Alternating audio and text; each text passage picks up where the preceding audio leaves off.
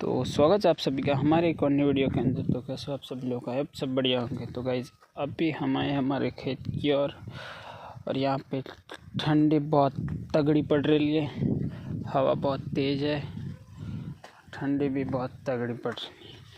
और ये हमारे तिवेले बोले तो एरंडा।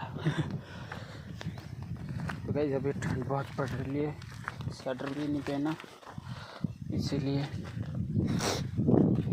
क्योंकि आज वीडियो स्टार्ट कर रहे हैं बहुत दिनों के बाद। चैनल पे आने वाली है हमारी बादशाह व्लॉग चैनल, तो प्लीज़ सपोर्ट कर देना। अभी डेली व्लॉग आएंगे ऐसे ही। और ये देखो हमारे गांव का माहौल, ठंडी बहुत तेज़ है। कल से व्लॉग डेली आ जाएंगे।